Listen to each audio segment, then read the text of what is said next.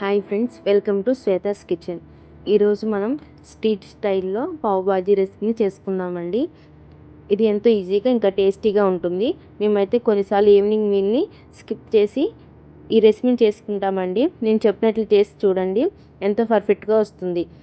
ఇంకా లేట్ ఎందుకు, స్టార్ట్ చేసేద్దామా? ముందుగా ఒక ప్యాన్లోకి కొద్దిగా బటర్ని తీసుకొని వేడి చేసుకోవాలి.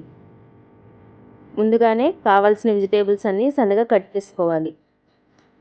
ఇప్పుడు ఈ బటర్లో సన్నగా కట్ చేసి పెట్టుకున్న ఉల్లిపాయలు వేసి బాగా ఫ్రై చేసుకోవాలి. తర్వాత క్యాప్సికమ్ అలాగే క్యారెట్ని వేసుకొని కొద్దిగా సాల్ట్ వేసి ఫ్రై చేసుకోవాలి. ఇలా సాల్ట్ వేసుకోవటం వల్ల వెజిటేబుల్స్ అన్నీ త్వరగా కుక్ అవుతాయి. ఇప్పుడు ప్యాన్కి మూత పెట్టుకొని వెజిటేబుల్స్ అన్నీ మెత్తగా ఉడికించుకోవాలి. తర్వాత ఫ్రోజన్ బఠానీ వేసుకొని ఫ్రై చేసుకోవాలి.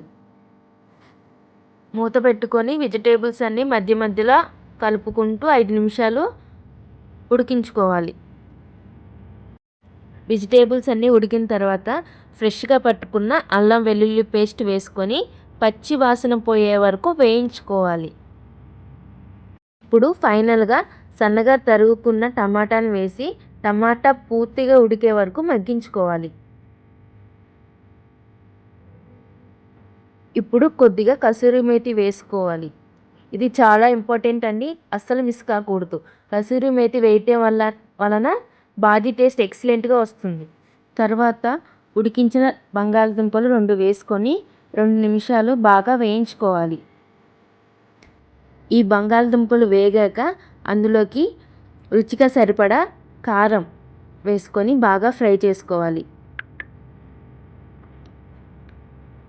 కారం తక్కువగానే వేసుకోవాలండి. రుచికి సరిపడా ఉప్పు, గరం మసాలా కొద్దిగా, పావు బాజీ మసాలా కొద్దిగా వేసుకొని మసాలాలు మొత్తం వెజిటేబుల్తో కలిసేలా బాగా మిక్స్ చేసుకోవాలి.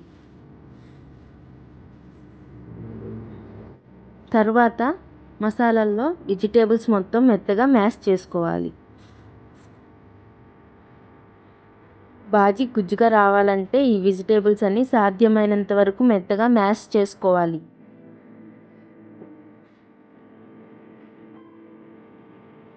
ఇప్పుడు 2 గ్లాసుల నీళ్లు పోసుకోవాలి.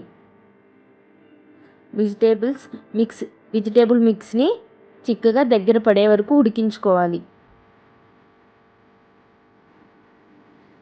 తర్వాత కొద్దిగా కొత్తిమీర వేసుకొని కలుపుకొని 5 లేదా 6 స్పూన్లు బటర్ని వేసుకోవాలండి. ఈ రెసిపీకి బటర్ ఎక్కువగానే ఉండాలి, అప్పుడే టేస్టీగా ఉంటుంది.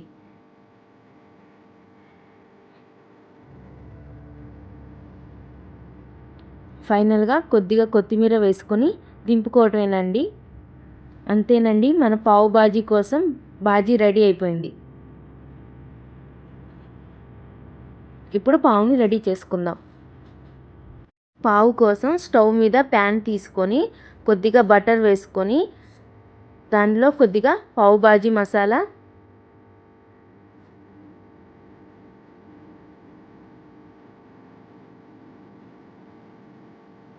కొద్దిగా కొత్తిమీర వేసుకొని పావుని 2 వైపులా ఫ్రై చేసుకోవాలి.